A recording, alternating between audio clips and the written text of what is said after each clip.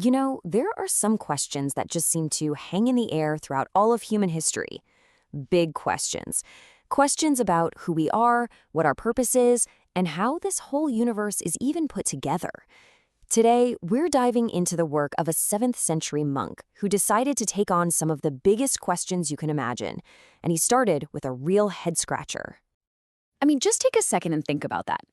It's a paradox that has stumped philosophers and theologians for, well, forever. How can something be finite and infinite at the exact same time? Mortal and immortal. It feels like it should be impossible, right? Well, the answer we're going to explore today comes from a pretty unexpected place. See, our source for all this isn't some dense, dusty textbook. It's actually a personal letter, written from a monk named Maximus the Confessor to his good friend John, who happened to be an archbishop. John had sent Maximus this list of really tough questions, passages from older writers that he just couldn't figure out. Maximus called these questions the ambigua, which is just Latin for difficulties or ambiguities. And that's exactly what they were, the really tough stuff. Theological knots that get at the deepest mysteries of why we're here. This wasn't just some academic game. This was a genuine search for answers between two incredibly sharp minds. So let's see how Maximus started to untie the very first knot. So the first major puzzle that John asked about is the one we started with, the incarnation. How could one person, Jesus Christ, be 100% God and 100% human? How do you possibly combine those two natures without one just completely overwhelming the other? Now, this is where it gets really cool. Maximus's approach is fascinating. He doesn't fire back with a bunch of complicated philosophical jargon. Nope. Instead, he gives John a simple, really powerful, and physical image that anybody can understand. He says, okay, picture a sword that's been plunged into a roaring fire. Think about it. The sword is still 100% iron. Its basic nature hasn't changed a bit, but now it can do things only fire can do, right? It burns whatever it touches. And the fire, it's still 100% fire, but now it can do what only a sword can do. It can cut. The two natures are sharing each other's properties completely, but neither one gets weaker or destroyed in the process. Maximus actually gives us a name, the theandric way, which comes from the Greek words for God, theos, and man, anthropos. It's his word for an action where both divinity and humanity are completely at work together.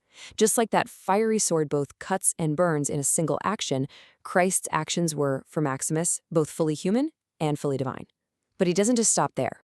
With that foundation set, he uses it to tackle an even bigger question from one of John's other difficulties, which is basically, what is the point of, well, everything? What is the ultimate purpose of the whole cosmos?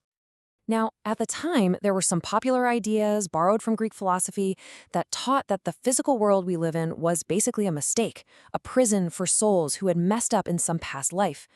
Maximus just completely rejected that. He argued that creation isn't a punishment at all.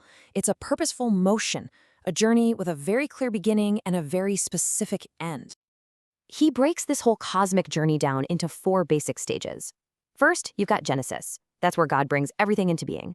Second, kinesis, which is just the Greek word for motion, because God doesn't just make a static universe, he sets it all moving. Third, and this is the important part, this motion isn't random.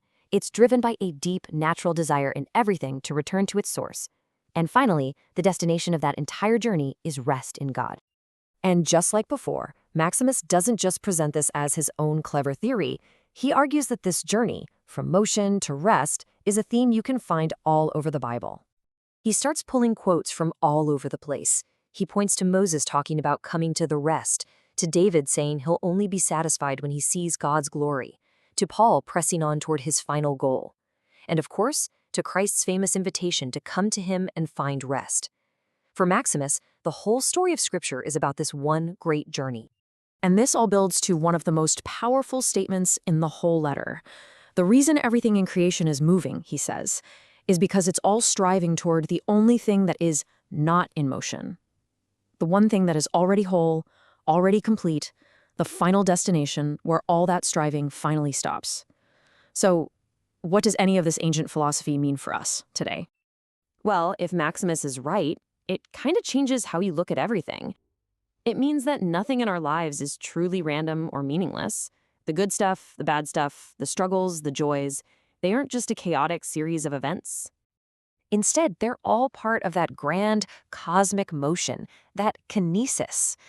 We are all moving, part of a universe that is being pulled by its very nature toward a destination of peace, of wholeness, and a final union with the very source that created us. And that leaves us with a final, really profound thought. Maximus laid out a map of the cosmos for his friend John. But if we look at our own lives through that same lens, it forces us to ask a pretty personal question. If our whole life is a motion toward an ultimate rest, what destination are we actually moving towards?